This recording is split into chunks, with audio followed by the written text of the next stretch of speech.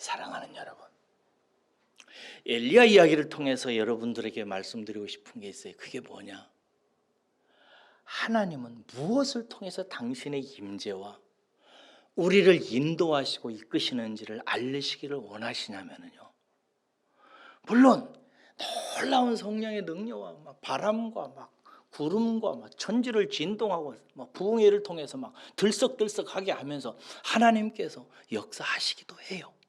그런데 하나님이 당신의 목자를 통해서 우리에게 임재와 인도하심을 이끄시는 하나님의 가장 중요한 방법, 궁극적인 방법은 뭐냐면 미세한 하나님의 음성입니다.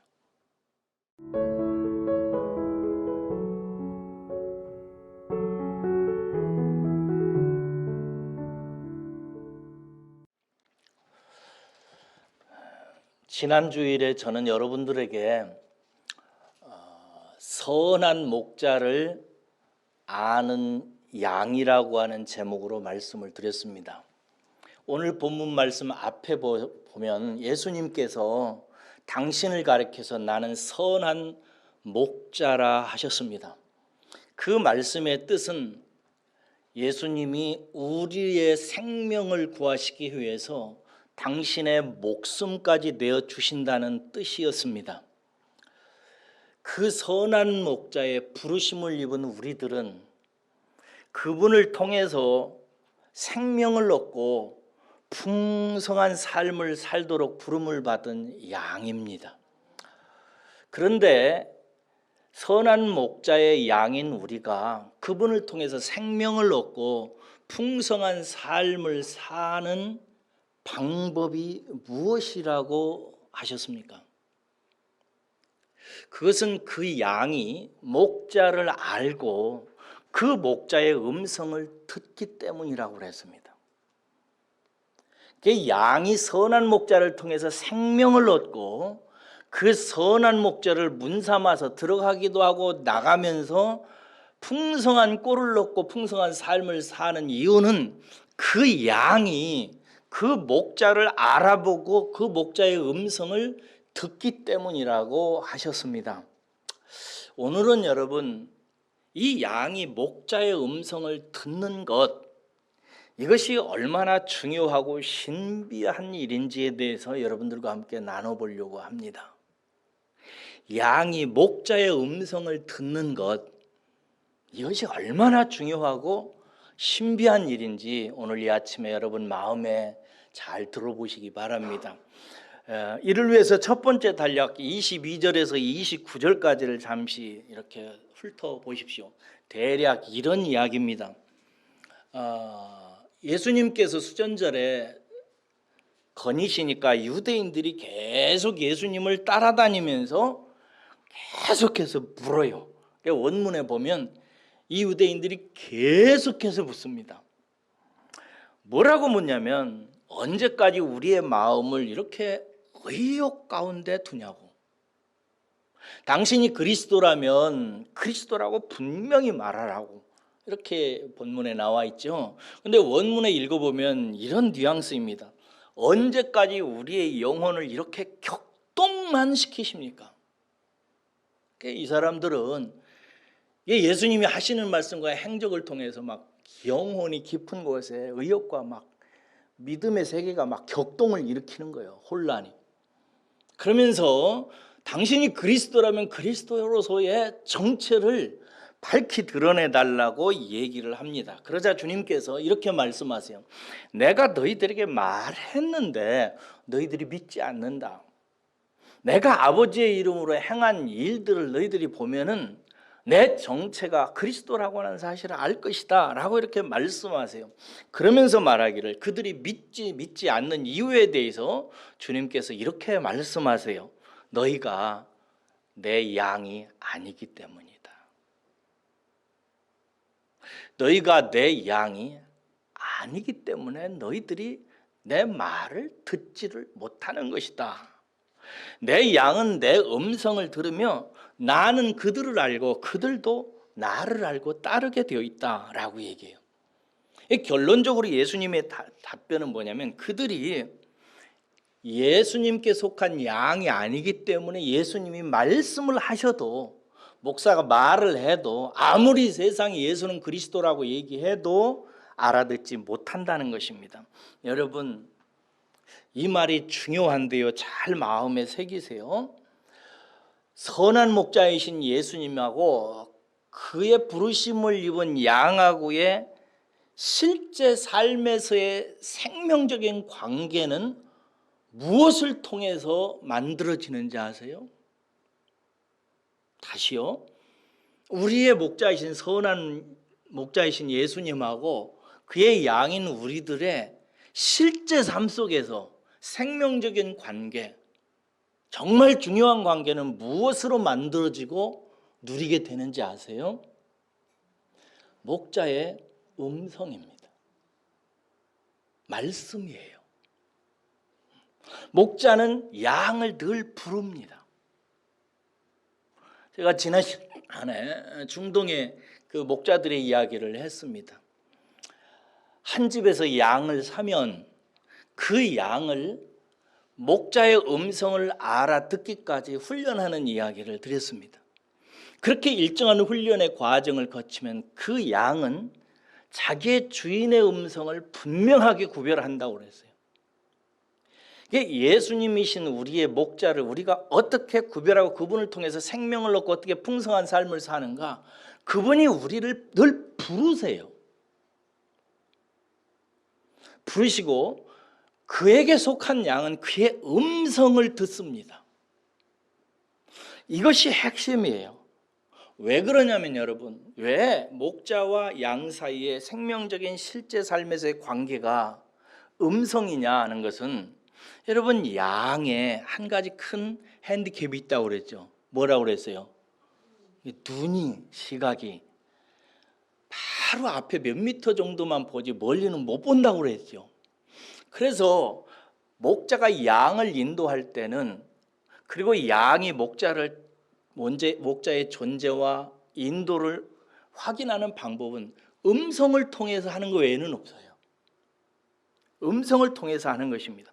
여러분들은 무엇을 통해 목자이신 예수님이 여러분과 함께 지금 계시고 여러분들에게 꼴을 주시고 여러분들의 인생을 인도한다고 무엇을 통해서 여러분들은 실제 확인하십니까?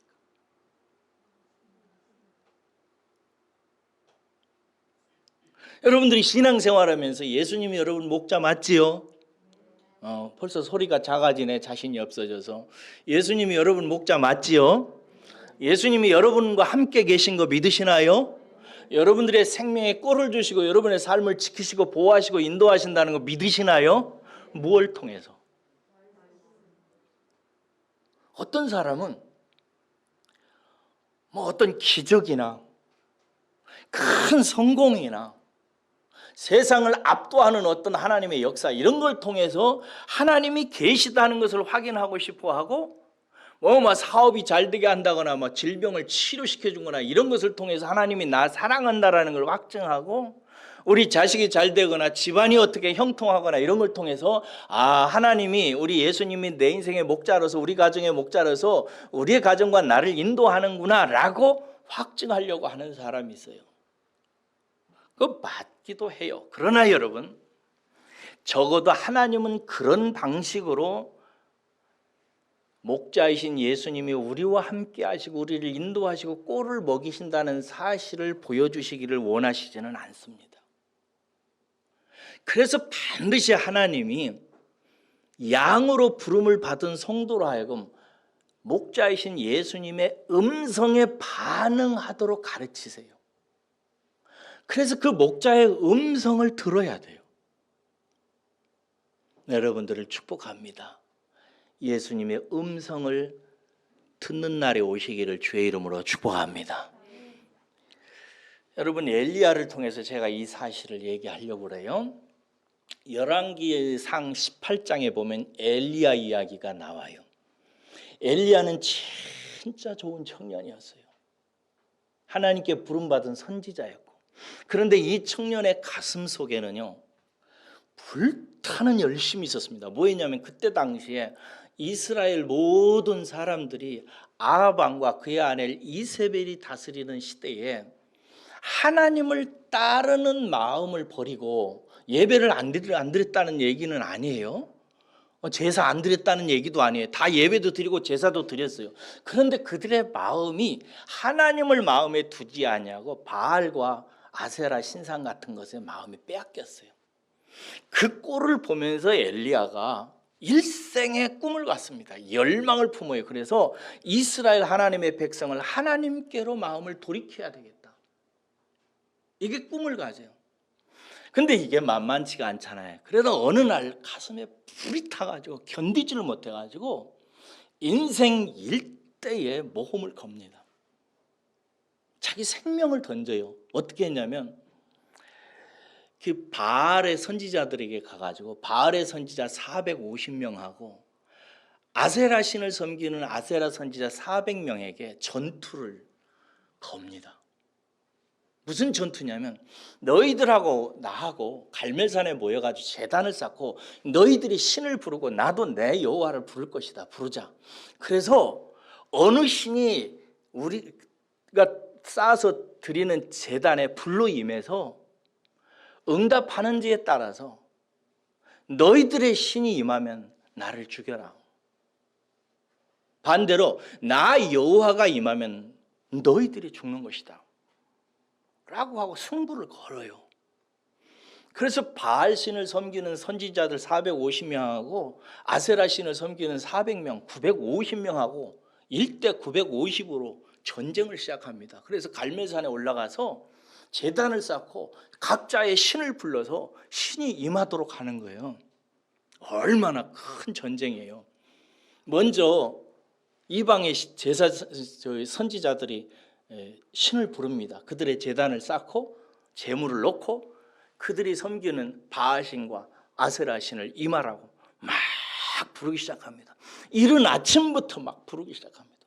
근데 웬일인지 바알신이 제단에 내려와서 불로 제물을 태우지를 않는 거예요. 조용한 거예요. 점심때까지 막 징을 치고 각종 주문을 내면서 하는데 안 나타나니까 이 사람들이 점심때가 넘을 때는 자기들을 막 칼로 자해를 합니다. 자기들의 몸을 찢으면서, 왜냐하면 안 임하면 자기들이 죽으니까 몸을 찢으면서 자기들의 신을 불러요. 저녁 때가 돼도 잠잠합니다. 그들이 실패합니다. 그러자 이제 엘리야가 제단을 쌓습니다. 먼저 이스라엘 12부족을 대표하는 돌 12개를 구해가지고 베잉들로 제단을 만들고 그 위에다가 재물과 나무를 넣고 물을 붓습니다. 그리고 주위를 큰 도랑을 파서 깊이 판 후에 거기다 물을 가득 채웁니다. 왜 물을 채웠을까요? 그렇게 채우고 엘리야가 하나님을 부릅니다. 아브라함과 이삭과 야곱의 하나님이시여, 당신이 우리 이스라엘의 하나님이심을 보여주십시오. 그리고 내가 당신의 종임을 보여주십시오. 그리고 당신이 이렇게 하는 일을 통해서 이스라엘 백성들에게 말씀하시는 하나님이라는 사실을 보여주십시오. 임하소서, 임하소서 하고 막 하나님을 부릅니다. 그러자 하늘로부터 불이 떨어져 가지고 재물들을 순식간에, 거기 성경에 보면 핥았다고 이렇게 돼 있어요. 물을 다 핥아서 재물을 태웁니다. 그러자 엘리야가 자기를 따르는 부하들을 시켜가지고 그 바알의 선지자들 450명하고 아세라 선지자 400명을 그 자리에서 다 죽여버립니다. 엄청난 승리죠. 여러분, 그런데 이렇게 해가지고 이 엄청난 기적을 통해서 엘리야가 하나님께 임하라고 하면서 구했던, 이렇게 하는 일을 통해서 말씀하여 주옵소서라고 했을 때, 그렇게 해서 그 일을 통해서 하나님께서 이스라엘에게 말씀하셨고 이스라엘 사람들이 하나님께로 돌아왔을까요? 안 돌아왔어요. 아합 왕과 이세벨의 정권은 무너졌을까요? 안 무너졌습니다. 오히려 이세벨의 토끼만 불러일으켜가지고 이세벨이 내가 결단코 엘리야를 죽이지 못하면 내가 내 목숨을 걸겠다 해가지고 엘리야를 잡으러 해가지고 엘리야는 그만 이세벨을 피해서 광야로 그냥 내달려 도망칩니다.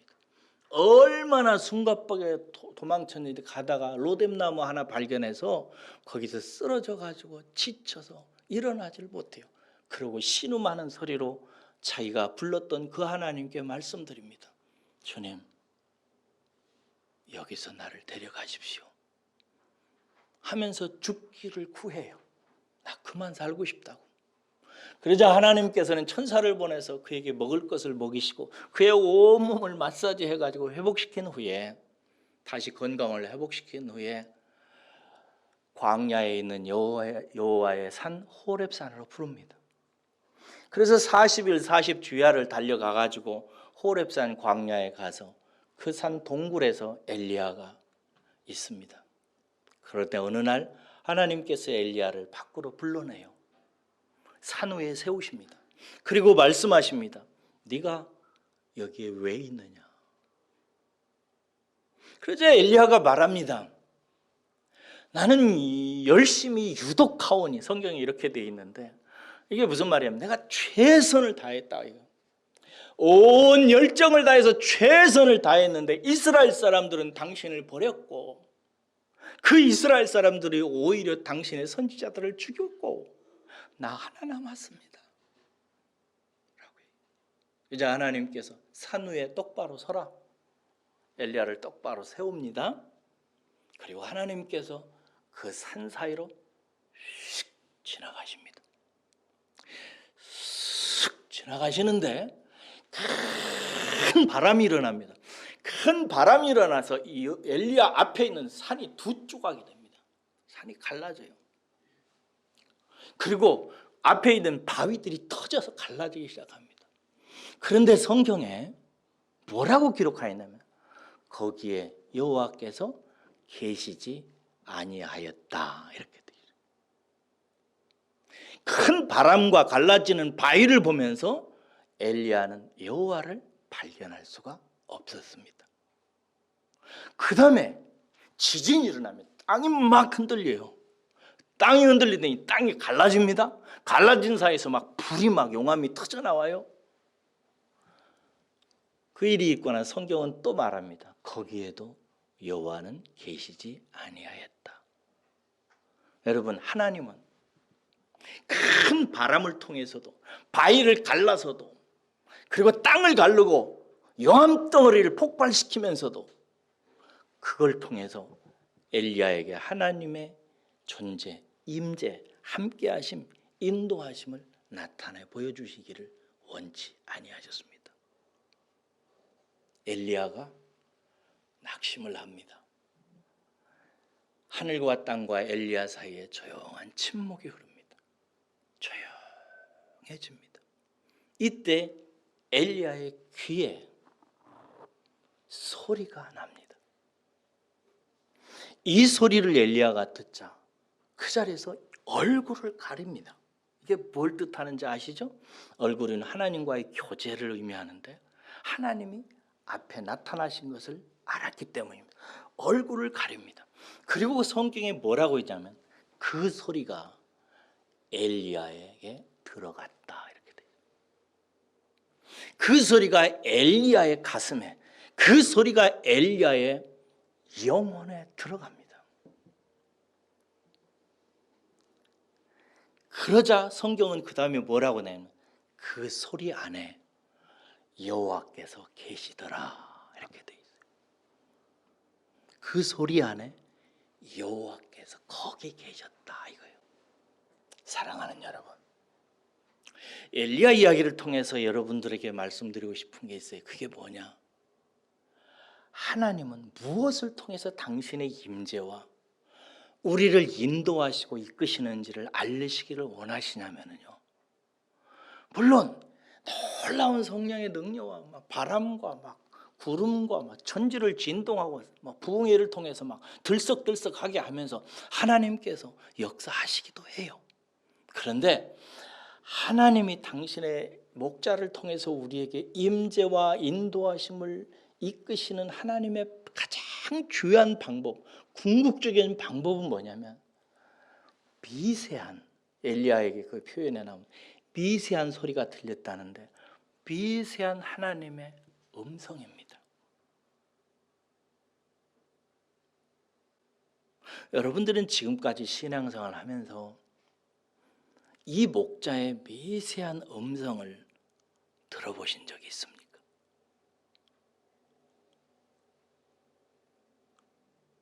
목자가 여러분들을 부르시는 미세한 음성. 저는 젊은 시절에 방황을 참 많이 했습니다. 너무 가난하고 몸도 장애됐던 시절도 있고 되는 일도 하나도 안 되고 각기병, 능망염, 관절염, 폐결핵 계속해서 아프고 공부를 그렇게 하고 싶은데 되지도 못하고 그래서 막 마음이 열정이 유결했습니다. 최선을 다해서요. 금식을 몇 번 했느냐? 저는 못 셉니다. 몇 번을 했는지. 부흥회를 찾아다니고 산에 올라가서 금식을 하고 수없이 했습니다.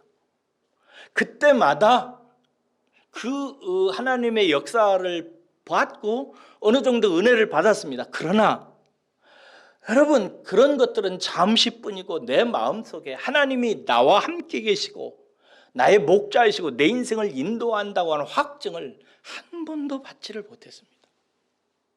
잠시 내 감각이 흥분하고 기쁘고 즐거웠지만 그러나 내 인생을 향한 하나님의 함께 하심과 인도하심과 풍성케 하심을 경험한 적은 없습니다. 그렇게 돌아다니던 어느 날 저는 지쳤습니다. 그래서 제 방에서 혼자 군용 모포를 뒤집어 쓰고 눈물을 한참 흘리다가 가만히 엎드려서 있다가 성경책을 펴들고 조용히 눈으로 보고 있었습니다. 창세기 12장 1절에서 2절을 읽는데 하나님의 음성이 미세한 음성이 내 마음 안으로, 내 육체 안으로, 내 영혼 안으로 스며 들어왔습니다. 여호와께서 아므람에게 이르시되 너는 본토 친척 내 아비 집을 떠나 내가 네게 지시할 땅으로 가라. 내가 너를 복을 주어 내 이름을 창대케 하리니 너는 복동이가 될 것이다. 이 말씀이 제 속에 스며들어왔어요. 그 순간에 내 눈은 활자를 보고 있었지만 내 마음에서는 그 미세한 하나님의 음성이 지금 내게 들렸고 나와 함께 하시고 내 인생을 인도하고 나를 복동이로 만든다는 사실이 그냥 믿어졌습니다. 그날이 제 인생이 바뀐 날입니다. 사랑하는 여러분, 저는 여러분들을 축복합니다. 여러분의 심령에 하나님의 말씀이 들어오기를 주의 이름으로 축복합니다. 여러분, 하나님이 바람을 일으키고 기적을 일으키고 놀라운 성령의 역사를 통해서 이 예배당에, 한국 교회당 예배당 안에 청중을, 사람들을 가득 채울 수 있습니다. 그것 하나님께서 못하시겠습니까? 그런데 여러분, 하나님이 사람을 만드실 때 하나님의 아들로서 하나님의 임재를 알고 하나님의 일을 하는 하나님의 사람을 만드실 때는 그렇게 하지 않습니다. 그에게 하나님의 말씀을 주십니다. 그리고 그 말씀이 내 속에 들어와요. 그 말씀이 들어오게 되면 여러분, 그 사람이 하나님의 사람이 됩니다. 이 신비에 대해서 그 다음 이야기가 나오는데 하나님의 말씀을 받은 성도에 대한 신비한 계시가 그 다음에 나와요. 그 다음에 이제 보면은 거기 예수님이 나와 하나님은 하나라고 그러잖아요. 그러자 사람들이 어떻게 해요? 돌로 치려고 하지요. 그래서 예수님께서 너희들이 내가 선한 일을 했는데 내가 한 선한 일 중에서 뭘 보고 나를 돌로 치려 하느냐라고 말하니까 유대인들이 뭐라고 그래요? 네가 선한 일을 하려고 해서 그 일 때문에 너를 치려고 하는 것이 아니라 네가 하나님이라고 하니까 신성모독이니까 그래서 돌로 치려고 한다라고 얘기를 합니다. 구약 말씀에 하나님의 이름을 망령되게 하거나 신성을 모독하면 돌로 치라고 그랬잖아요. 그래서 한다는 거예요. 그러자 예수님께서 뭐라고 말씀하시냐면 여호와의 말씀이 임해서 하나님의 일을 하는 사람도 신이라고 일컬었는데 하물며 아버지께서 나를 거룩하게 하셔서 세상에 보내서 아버지의 일을 하게 하는데 그런 내가 나를 가리켜서 하나님의 아들이라고 하는데 어찌하여 신성모독이냐라고 말합니다. 여러분, 우리가 주목해서 그리고 제가 오늘 말씀드리고자 하는 것은 너희를 신이라 하지 아니하였느냐라고 하는 이 대목이에요. 하나님의 말씀을 받은 사람들을 구약에서 신이라 하지 아니하였느냐. 여러분, 이 말은 레위기서 24장하고요 시편 82편에 나와요. 여호와께서 너희를 신이라 하지 아니하였느냐. 여러분들을 하나님께서 신이라 하지 아니하느냐라는 말이에요. 여러분, 출애굽기에도 보면 하나님께서 모세를 바로 앞에 보내셔서 바로에게 뭐가 되게 하셨다고 혹시 기억하시나요? 바로 앞에 바로에게 신이 되게 하셨다고. 또 이스라엘 앞에 모세를 하나님 여호와께서 신이 되게 하셨어요. 이는 무슨 뜻이냐면요, 하나님의 말씀을 받아 하나님의 일을 하는 사람을 이렇게 표현하는 것입니다. 구약에서 어떤 사람에게 하나님의 말씀이 임하면은요, 그는 신 혹은 신과 같은 존재가 됩니다. 그래서 초대교회, 특별히 이제 그 후에 교부 시대에 보면 여러분들이 이런 사람 이름 모르지만은 유명한 클레멘트나 오리겐이나 아타나시우스나 이런 교부들이 이런 말을 했어요. 사람이 신처럼 되는 것은 하나님이 하시고자 하는 경륜이다. 사람은 신처럼 된다. 혹은 신이라 불린다라고 했던 것입니다. 여러분, 어떤 사람에게 하나님의 말씀이 임하면 신 혹은 신처럼 됩니다. 이게 오해의 소지가 있어서 그러면 목사님이 신입니까? 라고 묻는데 그럴 필요까지는 없고, 그러나 하나님의 말씀이 임하면 우리는 신 혹은 신이라 불려지는 존재가 됩니다. 여러분, 이렇게 우리에게 말씀, 즉 보배롭고 지극히 큰 말씀을 주시는 이유에 대해서 베드로후서 1장 4절에 보면 신성한 성품에 참여하는 자가 되게 하려 함이라 이렇게 돼 있어요. 하나님의 성품을 소유한 사람, 신성을 가진 사람이 되게 하시려고 보배롭고 좋은 약속의 말씀을 우리 속에 들어오게 하신다는 거예요. 여러분, 이 말씀이 중요합니다. 하나님의 말씀이 임하면 그 사람은 하나님처럼 되어져 갑니다. 저는 여러분들이 신앙생활을 하면서 그냥 기계적인 예배자들, 그냥 주일날 교회 와서 예배드리고 그냥 또 밥 먹고 살고, 그리고 가끔 기도하면은 뭐 자식 잘 되게 해주세요, 집안 잘 되게 해주세요, 이런 기도하고 그런 것이 되면 하나님이 나와 함께 하시는구나, 나 사랑하시는구나. 그런 게 안 되면은 하나님 어디 계신가, 나 사랑하는 거 진짜 맞나, 이딴 식으로 신앙생활을 하는 수준에 머물지 말기를 진심으로 주의 이름으로 부탁하고 축복합니다. 여러분, 하나님의 말씀이 여러분 심령 안에 들어오기를 주의 이름으로 축복합니다. 한 말씀 들어오면 인생이 바뀝니다. 한 말씀이 임하면 사람이 바뀌어요.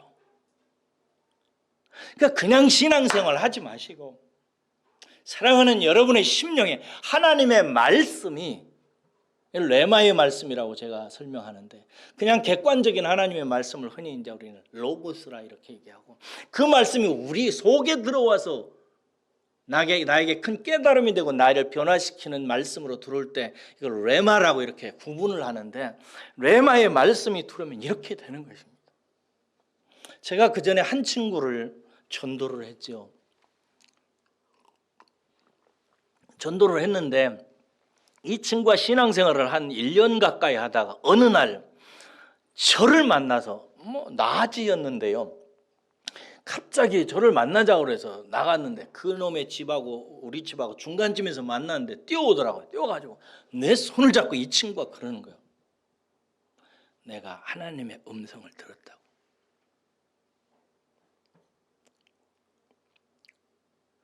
하나님의 음성을 들었대요. 무슨 말이야? 그랬더니 하나님이 나 사랑하신대. 이 말 한마디 들었대요. 기도하다가 하나님이 나 사랑한다고 하셨대요. 그리고 말하는데 나 이제 확실히 알았어. 하나님은 계시고 나 사랑하시고 내 인생을 인도한다고. 그래서 그분이 말씀하시지 않았는데 또 하나 안 게 있다고 하면서 나 신학할래 이러는 거예요. 그 친구가 조폭 두목은 아니었지만 그렇게 그런데 따라다니는 친구였어요. 그래가지고 온몸에 문신 막 이렇게 새기고 한 친구였어요.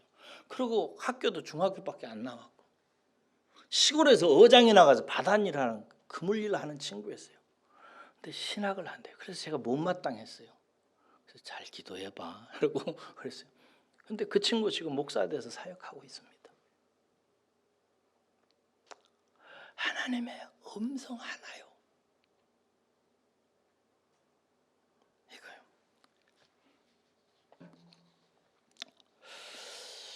어떻게 하나님의 음성을 하나님은 그러면 듣게 하시는가? 이 부분을 잘 여러분 들어보십시오. 오늘 진짜 중요한 말씀을 저는 한다고 생각합니다. 잘 들으십시오. 깨시기를 바랍니다. 여러분의 눈이 열리고 귀가 열리시기를 주의 이름으로 축원합니다. 이 말씀은 그냥 흘려듣지 마시기 바랍니다. 이 말씀을 하자 유대인들이 예수님을 잡아 죽이려고 덤빕니다. 그렇죠? 그 다음에 보면 그러자 예수님께서 그들의 손을 벗어나서 요단강으로 가십니다. 요한은 예수께서 요단으로 가신 이유에 대해서 거기 40절하고 41절이 있는데 우리 한번 읽어보겠습니다. 같이 읽습니다. 40절과 41절입니다. 시작. 다시 요단강 저편 요한이 처음으로 세례 베풀던 곳에 가사 거기 거하시니 많은 사람이 왔다가 말하되 요한은 아무 표적도 행하지 아니하였으나 요한이 이 사람을 가리켜 말한 것은 다 참이라 하더라. 그리고 예수님을 믿습니다. 사람들이. 여러분이 엘리야의 얘기를 조금만 더 할게요. 하나님은 엘리야의 그 실패로 끝난 인생을 그냥 죽음으로 마무리하게 하지 아니하셨어요. 엘리야가 나중에 죽은 게 아니라 하늘로부터 회오리 바람이 와서 엘리야를 하늘로 올립니다. 그래서 엘리야는 이 세상에서의 인생을 끝내지 않고 하늘로 올라가요. 그랬다가 얼마의 세월이 흐른 후에 다시 그 엘리야가 이 세상에 다시 옵니다. 그가 누군지를 알죠? 네, 세례 요한입니다. 요한복음 쓴 요한이 아니고 세례 요한입니다. 세례 요한이 와가지고 세례 요한은 광야로 보내집니다. 어렸을 때부터. 그래서 광야에서 30여 년을 지내요. 그러던 어느 날 광야에서 사람의 소리가 들리지 않고 문명의 소리가 끊겨지고 세상의 모든 소리가 없는 그 광야에서 지내던 어느 날 요한의 몸으로 요한의 마음 안으로 하나님의 말씀 하나가 들어와요. 그게 뭐냐? 요한이 구약 성경을 읽다가 이사야서를 읽다가 하나님의 말씀이 들어오는데 무슨 말씀이냐? 외치는 자의 소리요 이르되 너희는 광야에서 여호와의 길을 예비하라 사막에서 우리 하나님의 대로를 평탄케 하라 라는 이 말씀이 미세하게 요한의 마음에 임해요. 그러자 요한은 신과 같은 존재가 됩니다. 그래서 이스라엘 앞에 나가지고 회개하라 하면서 이스라엘에게 말했을 때 오늘 본문을 여러분이 읽은 바와 같이 아무 표적도 요한은 나타내지 않았어요. 아무 기적도 일으키지 않았어요. 그런데 모든 이스라엘이 다 요단으로 나옵니다. 성경에 보면 모든 이스라엘이 다 나왔다고 그랬어요. 다 나와서 요단강에서 세례를 받고 누구에게 가요? 예수님께로 갑니다. 엘리야가 옛적에 가슴에 품었던 그 자기 백성을 하나님께로 돌리려고 했던 그 일이 어떻게 이루어지냐면 하나님께서는 그 엘리야를 다시 세례 요한이라고 하는 이름으로 세상에 보내셔서 광야에서 사람의 소리가 끊긴 그곳으로 보내셔서 거기서 이사야를 통해서 말씀하셨던 하나님의 말씀이 그에게 임하게 해서 신과 같은 존재가 되어서 그가 기적을 나타내고 사람을 고치고 뭐 위대한 웅변수를 하고 이래서 그런 것이 아니라 그저 말씀을 전하니 사람들이 그의 말을 듣고 하나님 앞에 가게 만들었던 것입니다. 그렇게 해서 세례를 베풀었던 그곳에 예수님께서 가셨다 이거예요. 이게 굉장한 상징입니다. 그러면서 요한은 그때 세례 요한은 어떤 표적도 나타나 보이지 않았는데 그가 하는 말이 전부 다 참이었다라고 말하면서 그 세례 요한 이야기를 하면서 그들이 예수님을 믿기 시작하는 거예요. 이해하시겠어요? 사랑하는 여러분, 우리에게는 다 광야가 필요합니다. 광야에 하나님께서 보내셔서 광야에서 하나님께서 세례 요한의 가슴에 이사야를 통해서 하셨던 말씀이 임하게 해요. 그런데 여러분, 광야라는 말은 참 신비합니다. 다윗도 광야에서 신같이 만들어졌고요, 모세도 광야에서 신같은 존재가 되었고요, 또 본문 말씀에 나오는 세례 요한도 광야에서 신같은 존재가 되었고요, 하나님의 아들도 광야에서 40일을 주려 금식하며 기도하다가 하나님의 신으로서의 자기 자신을 확증하고 말씀을 전하기 시작합니다. 광야가 무엇인지 아세요? 광야에는 히브리 말로 미드바르라는 말인데 이 말은 다바르라고 하는 말에서 나왔어요. 다바르는 무슨 말이냐면 말씀이라는 뜻입니다. 하나님의 말씀. 광야는 하나님이 말씀하시는 곳이에요. 그래서 신처럼 쓰임을 받았던 사역자들은 한결같이 광야를 경험합니다. 광야는 척박한 곳이에요. 아파트 없습니다. 텔레비전 없어요. 세상 사람들의 소리가 들리지 않습니다. 사망과 같은 곳입니다. 그곳에서 하나님은 말씀하십니다. 저는 여러분들의 인생에 하나님의 음성이 들릴 때가 있다고 저는 생각이 들어요. 언제냐면 여러분의 인생에 광야가 임할 때입니다.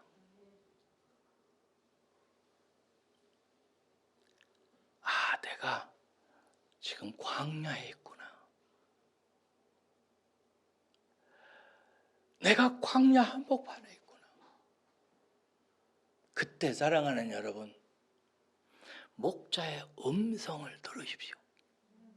양이 시각이 없어요. 그래서 이사야가 얘기했듯이 제 멋대로 제 갈 곳으로 막 갑니다. 우리들도 그래요. 그렇게 가다가 어디로 가죠? 광야로 들어가요. 제가 유대 광야를 직접 보고 통곡을 했습니다. 그냥 끝없는 민둥산이에요.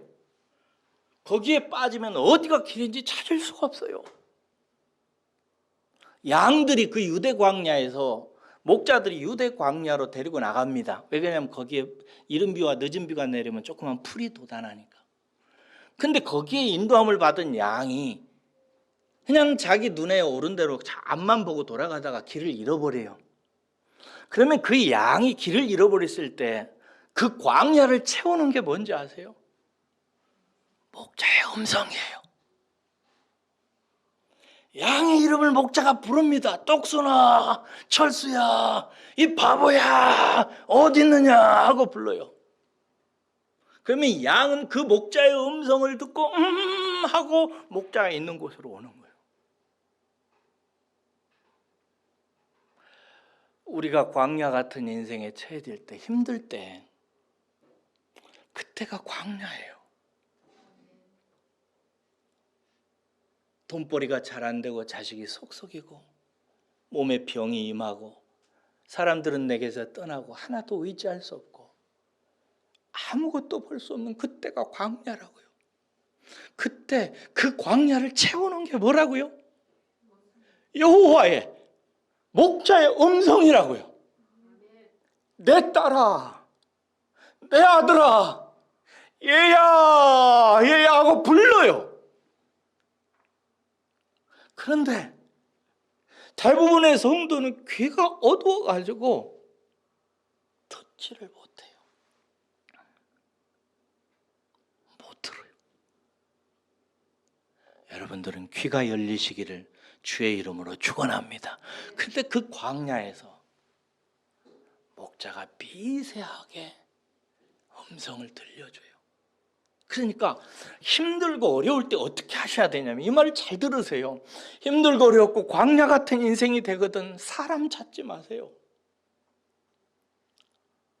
울고 격동하지 마세요. 엘리야처럼 내가 열심히 유독하오니 필요 없어요.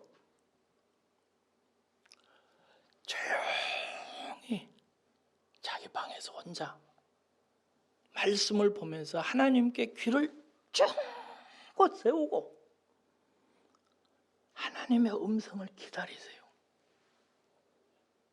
유대 사람들이 양을 훈련시킬 때 어떻게 한다고요? 밤새 굶겨요. 양들에게 광야가 들어오는 것입니다. 밤새 굶겨요. 그러면은 그 양들은 어떻게 한다고요? 목자의 음성이 들리기를 귀를 쫑긋 세우고, 제가 신경쇠약이라고 그랬어요. 거의 신경쇠약이 될 정도로 목자의 음성에 귀를 기울여요. 그렇게 만드는 거예요. 하나님께서도 우리들을 그렇게 인도하십니다. 지지난 주일에 저는 많이 힘든 일이 있었습니다. 제 마음속에 제가 당하는 어려움에 대해서 어떻게 길을 내야 될지, 어떻게 가야 될지 알 수가 없었습니다. 그래서 몇 분에게만 알리고 제가 기도하러 간다고 그랬습니다. 근데 기도하러 가려고 했더니 왜 이렇게 비싸요? 하루 저녁에 막 7만 원 달라는데 8만 원 된다고. 공짜로 주는 데는 또 코로나 시기라서 안 받는다고 그러고. 그래가지고 그냥 이 방에서 혼자 있으면서 밤으로 여기 나와서 엎드려서 그냥 강대상호에서 엎드려서 울다 귀 기울이다, 울다 귀 기울이다. 주의 음성이 제 마음속에 임했습니다. 너의 하나님은 길을 만드시는 자다. 이 음성이 제게 들어왔어요. 제 가슴에 들어왔어요. 염려하지 마라. 내가 길을 낸다. 율법으로 막아놓은 길도 내고 사람의 힘과 재능과 능력으로 안 되는 길도 내가 낸다. 염려하지 마라. 그래서 제가 그 응답을 받고 제 카톡, 여러분들은 얼굴 잘 올려놨는데 저는 거기다가 이렇게 써놨습니다. My God, 나의 하나님, Waymaker, 길을 내시는 분이시다. 길을 만드시는 분이시다. 이렇게 써놨습니다. 보세요, 제 카톡. My God, Waymaker. 여러분, 주님은 제 인생에 길을 내실 줄로 믿습니다. 사랑하는 여러분, 예수님은 우리의 선한 목자시고 우리는 그의 양입니다. 우리가 그분과의 실제적인 삶 속에서 그분에게 생명을 얻고 풍성한 삶을 누리는 것은 그분을 알아보고 그의 음성을 듣느냐 못 듣느냐에 달려 있습니다. 저는 여러분들의 인생이 그분 음성 한 번만 임하면 여러분 인생 달라집니다. 여러분의 하나님의 음성이 들리시기를 그렇게도록 여러분들 기다리시고 늘 광야 같은 인생 속에서 찾으시는 주의 음성을 듣는 분들 되시기를 주의 이름으로 축복합니다. 기도하겠습니다.